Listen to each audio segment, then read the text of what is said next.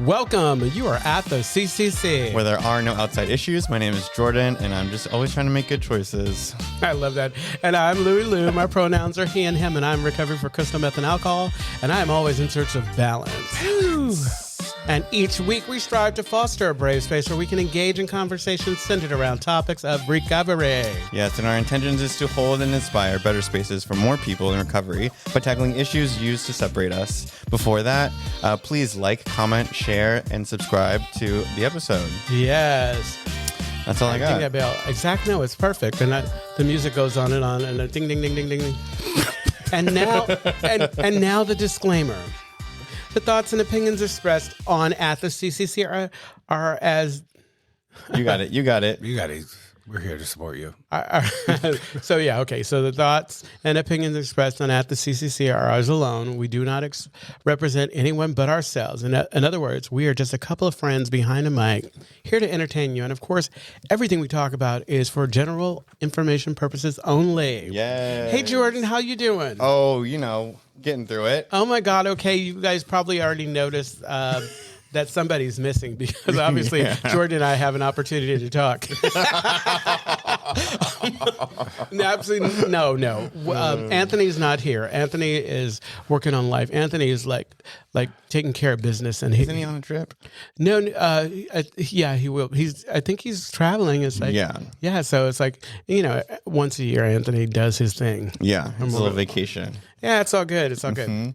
Yeah, but with Anthony not being here, we have a special guest co-host. Yes. Why don't you introduce yourself? Hi, everybody. My name is Michael M., and I am in recovery from crystal meth and alcohol. Hi, how you doing? He did better than you, and this is the first time he sat down. He already had an opening. Well, I'm pretty sure Michael's a drag queen, so he should be. Wait a second. I didn't identify. How dare you? He's just spilling that tea all around. It's like he doesn't want me to get any dick tonight. He's all mine. Oh, He is the cock blocker of the season tonight because he told everybody before I got here. She's a drag queen. Everybody. He's a drag queen. To the chase. Don't be fooled by her hands, everybody. He might look butch, but he's a drag queen through and through.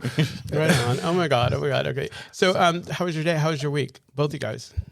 My week was really good. Yeah. I work in recovery. I work in mental health and substance abuse recovery, and I am in recovery. So, every day is a blessing, and I get to actually make a living amends to the community that I live in. I like that.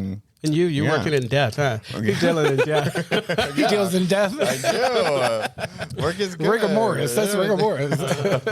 No, work has been good. It's always, what's the word?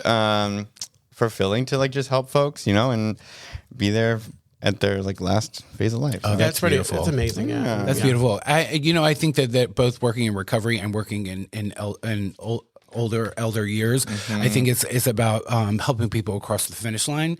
Totally. I think that what we do in recovery is helping another person, and also helping our elders in their later life is really about getting them across the finish line. And the most amazing part about that is that while we're doing something amazing for other people, we're actually helping ourselves because showing up. Oh yeah, because showing up was a big thing. It's I don't know about you guys. Yeah. It's like I missed that on a lot of me, when I was going through. So yeah. Yeah, and it's fascinating how the principles for me still translate into my work, right, in my day-to-day, which I recognize now that it translates to most everything in life, right? You can apply the principles to that. I'm so proud of you. Growing. Okay, right on. I think principals. I think my vice principal. Actually, one last story before we dive into the topic. So when I was in school, back when I was in school or whatever, when they could use back into time, when they could totally use corporal punishment. My principal had this big board of it's called the Board of Education, and you could get paddled. It's the Board of Education. Big. And if you made it in his office, you could, they had permission to paddle you. That's why you look like the way you look. No, I was good. He's been hit a couple times. I was good. I was good. I was really good. I never got in trouble. I'm just kidding. Are you really? I'm just kidding. Are you really? I'm here for you. I'm here to support you. Remember, I'm here to help you cross the finish line. Because I am in hospice. I I'm uncomfortable, so I see the way this is going to go. Okay. So while we're laughing, carrying on, and coming for Louis, which seems like a normal kind of podcast episode, today's topic. Dun, dun, dun, dun. Tell me. So it's borrowing love in recovery. Let us love you until you can love yourself. Oh. So it's the importance of, the focus is the importance of support, community, acceptance in early recovery. So what does it mean? What does borrowing love mean to you?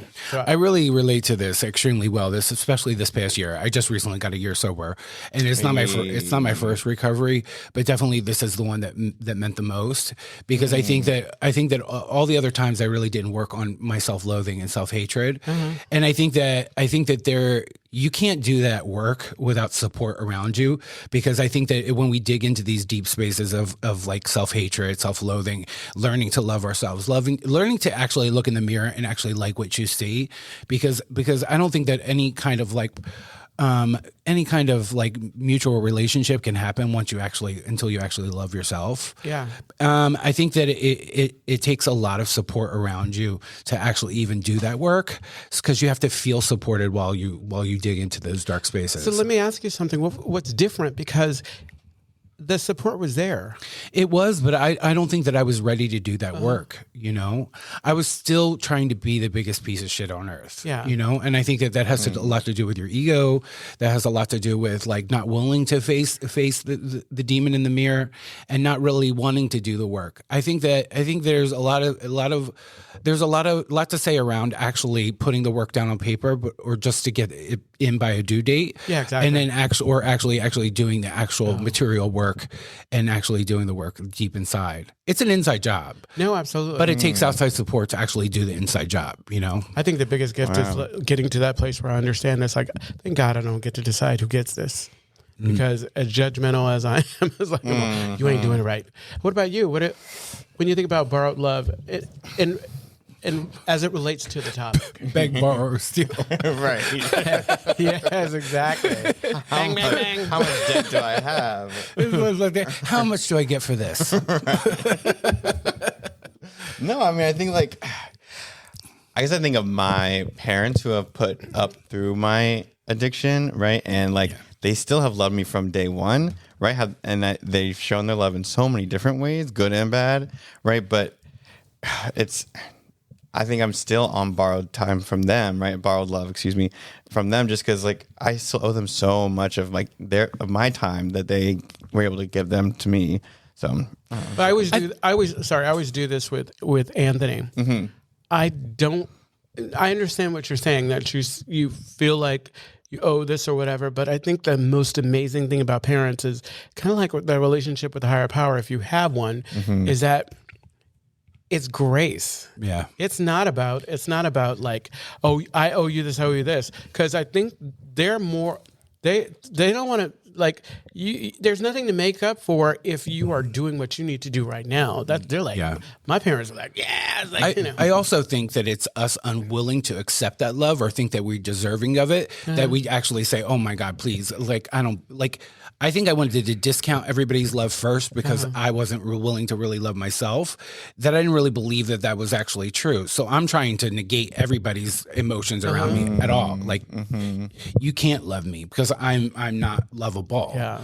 But I think that that comes with that kind of feeling of allowing it to happen until, you can really believe it. Absolutely. It's like, I think for me, I came in kind of broken down. And I hadn't been restored to sanity yet, because I still thought that the things that were killing me was a thing that was making me feel better. And so having folks who had already kind of experienced it and experience it in the way that we're doing, because it can be sloppy, it can be messy, trying to figure this stuff. But having folks get that and understand, I think the best thing I can do as a result of what someone else did for me was to release someone else to be. Yeah. And you and I, we've had this relationship, and I haven't always been there, but I'm getting there. I trust myself. Like Bonnie Violet says, I give myself grace in that end. Okay, right on. Was that a slight read? No. I'm just kidding.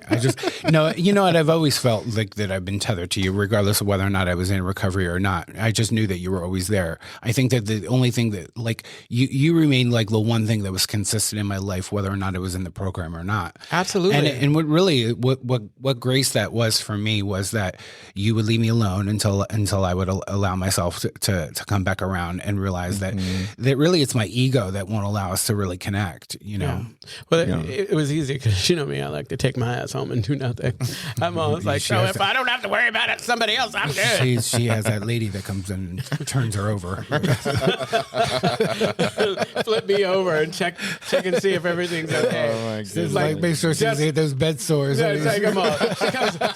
She lifts me up and sweeps. She fucking comes in with a huge spatula and fucking lifts her. and It's like, oh, adjusts this side is done. Let me And just a dustbuster to get all the crumbs and everything. No, but I mean, sorry. Go ahead. Go ahead. That example of the relationship between you two, right, really talks about how Lewis always preaches, right, that sometimes you have to love somebody from across the street. Yeah. Right? And well, because that's where she looks the best. Is across the street. Well, considering that I have to be. I'm sorry. These are just too good to let me let go. I mean, we're really being serious here. It's deep. I really respect it. I love it. Thank you. You are But right. I am going to say this, but considering that you have to be up close to see me, I don't know how you could see me from across the street. Okay, whatever. Especially if it's dark out. Thank you. Absolutely. Wow. You know, we're here. we are. We are. We have arrived. Oh my goodness. So the next thing I want to talk about is healthy boundaries. And mind you, it's like it takes a while. Like when I came in, boundaries, what the fuck is that? Like I did a deep sigh. whatever. Well, it's weird because it's like sometimes we confuse this idea of boundaries. Like boundaries, and I heard someone say this, and hopefully I get this right. A boundary for me is, Allowing you to live. well, exactly. No, boundary for me is like, you're always late. No, that was me, the chair. Like, chair crack? say you're someone that's always late or whatever. I don't get to tell you not to be late. I get to decide that I'm not going to wait for you. Yeah, That's my boundary. and I'm also not- to decide that I'm not going to react to the fact that Yeah, you're late. exactly. Because Whatever. really, like in the world, really, it's there. Somebody's lateness is not affecting you; it's actually affecting them. No, absolutely. You know, it's like I'm Absolutely. on time. But it took a long time to not personalize and not make this stuff about me. And I think it has to do with fear and self-centeredness. Well, I have a major issue. I Yeah. just have a major issue because in recovery, I have a really hard time with creating them and then sticking to them and then not feeling bad about the fact that I've got, like, I start to second guess, like, is this a boundary or is this me being a bitch? Like, what is the difference between those two and how do they look? Like, do I hold on to this because I'm trying to make sure that this person understands them, sees them, collects them, like, or do I break because I'm just like, this person's never going to uphold to my boundaries? And then it's like, what are my boundaries and what are my expectations? Do do they differ? Are they the same? They might be the same. They might be the same. My boundaries might be some expectations disguised as something that I would want to hold on to. Absolutely. And I think it's a longer process. I think that we do the work, we do esteemable things, and we get to know who we really are. And I think that trying to establish boundaries before that point, Yeah. sometimes that's when they may be a little shaky. The hard thing is creating them after the relationship has already been half-mast at this point. Absolutely, and it's important. I think, and we've talked about this. I think the key is, especially if you care about, because I think you ask yourself, do I value the relationship? If I value the relationship, then it's important for me to establish those boundaries. And if the person doesn't understand, it's not on them to understand. It's on me to kind of stick with it. So any struggle that I have with someone not respecting my boundary, it has more to do with me. And how I react to that Exactly. to that experience. Because if someone keeps behaving a certain way and I keep making excuses or not. Oh, hello. Oh, yeah. Anthony was like, her pills. "Turn your phone off." It's time for her pills. No, it's like it's somebody wishing me a happy birthday. Oh, wow. That was yesterday. That's right. That was That was Yeah. yesterday. I had boundaries around people being on time. No, actually, I prefer kidding. the celebration after. So, loving without enabling. That's what we were talking about, healthy boundaries. Having people around you, number one, I think that this, like, we're talking specifically about 12-step. There are folks that no matter what they say and how they say it, I will never be able to receive it or connect with them in that way. You know how there's certain people you hear. You name them. Name them. Name them. No. I'm just kidding. No, but you know what I'm saying? It's like this is how we choose our sponsors. Yeah. And as we get better, we choose a little more effectively. But if I have someone who I don't, whatever the reason is, I don't trust you, I don't trust what you're giving to me, there's no way. But when I have someone that I can really kind of look up to or connect with on that way, I learn my boundaries the hard way through people that I care about telling me, no, that's not okay. Yeah. And then it annoyed me, and I'm all, how dare you? And then I realized, and then I'm like, oh, this person's really giving me the truth. And yeah, exactly. And of course, I can look back now and say, it's like, the thing for me personally is that I think that when I have a hard time dealing with somebody's reaction to my boundaries, it's more work for me to do. There's that work that I still have to do. Absolutely. Because if I'm angry at this person walking all over my boundaries or not accepting them or not being party to them, it's the acceptance in me that I'm just still allowing this person to take up space in my head. Absolutely. And I think that it's like, okay, I think I have more work to do. Yeah. I have more work to do because if I can live in acceptance around this person, they're going to remain who they're going to remain to be, and they're going to continue down that road. But I don't have to like play party to that. Then they don't take up space in my head anymore. Absolutely. I mean, I think, and you know what? I say this because I've heard this you say this to me, and I think that I've learned this from you the most because the more that we talk about these things, the more I learn. I'm like, I see the person for who they are, and I just have to kind of move forward. Yeah. It's like this is where our powerlessness comes in. Because I don't get to, just because I etch these in stone doesn't mean that they're not breakable. Absolutely. By everybody. And also it's like sometimes I realize that I don't uphold to the same standard as well sometimes. Absolutely. And I think that we have to for me, it blew me away knowing that, okay, I could set a boundary, but I also have to live that boundary. Yeah. And a perfect example is when the club was before the remodel, whatever, we'd be sitting around talking about stuff or whatever. And I'd be talking about race and other stuff. And somebody I hadn't fucked with would come and talk about it or open their mouth and say something. I would be all blown out of shape. How dare you? How dare you? The reality is like, for me, Charles M. helped me with this. It's not that I have to change overnight.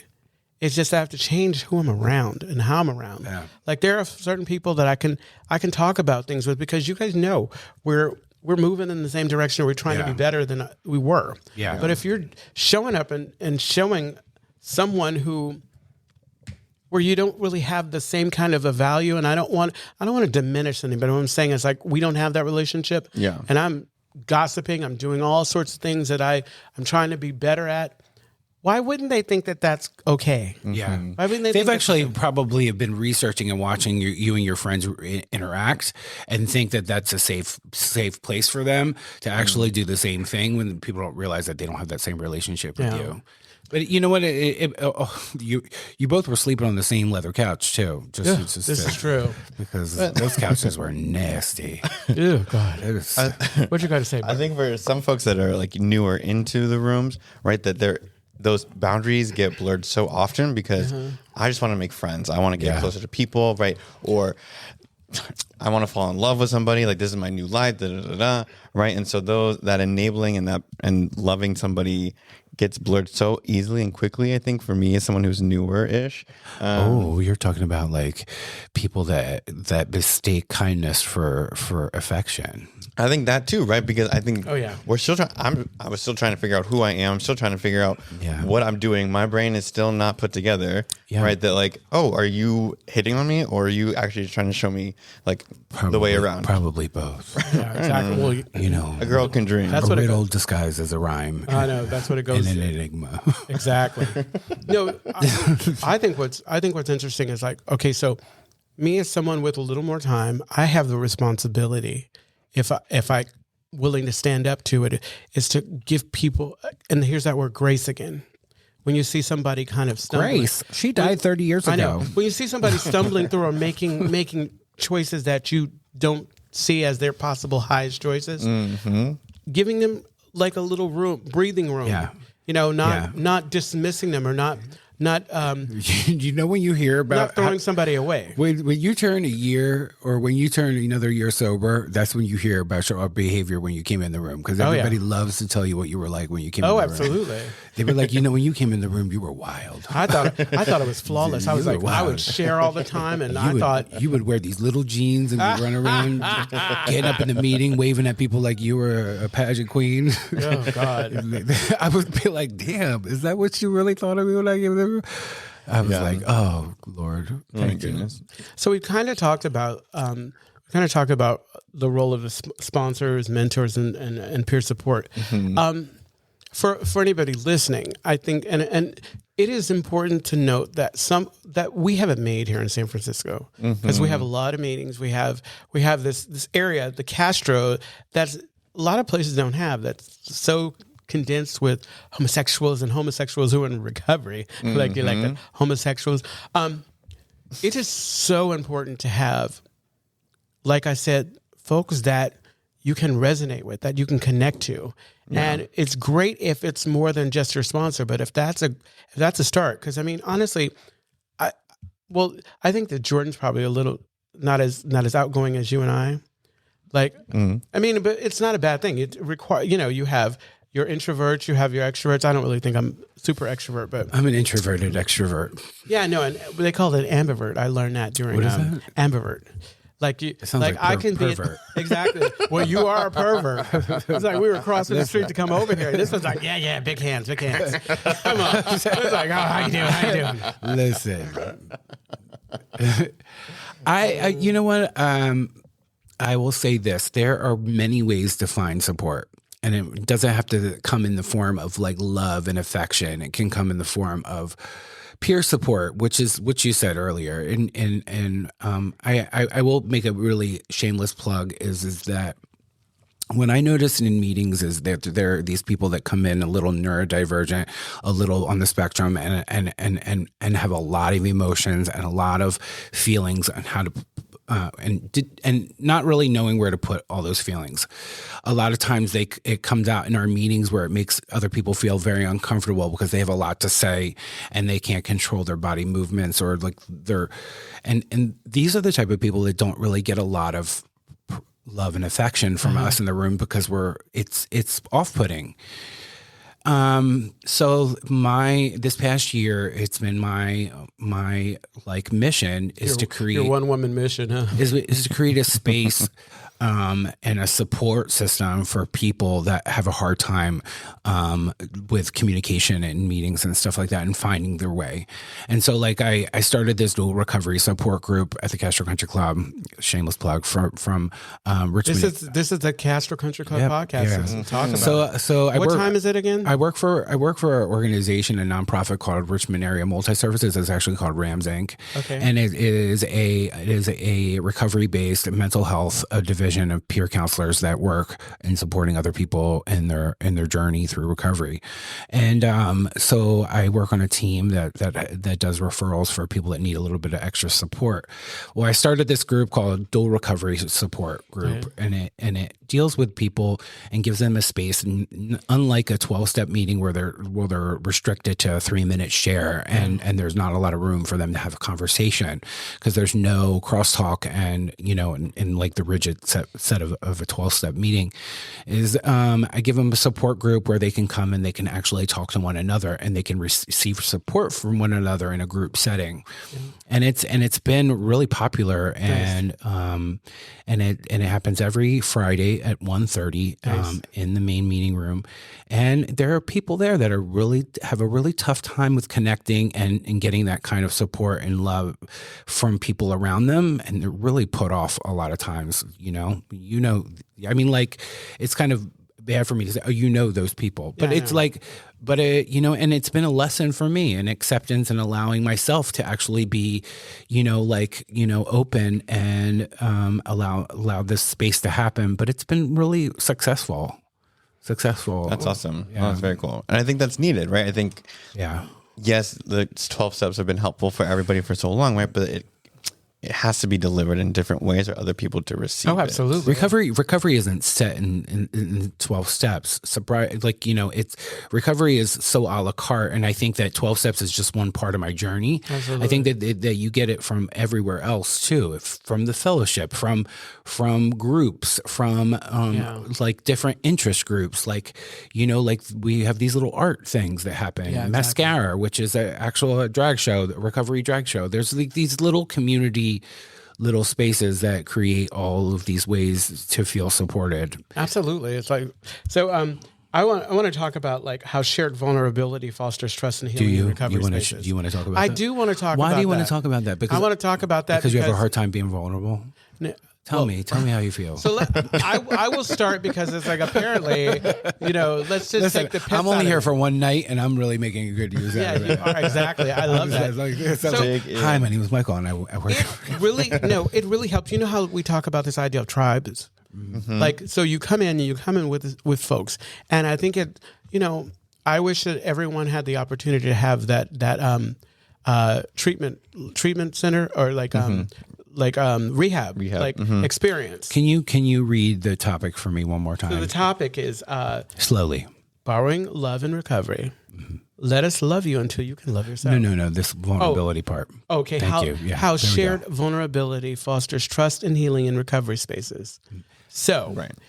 First off, if it's like it says in the book, I doubt very seriously if I was approaching this and I was just dealing with like medical professionals or folks who didn't have actual experience with recovery, right, who didn't speak our language, I probably would have been turned off or for me, I think I was kind of broken down, so I probably would have just bought into everything.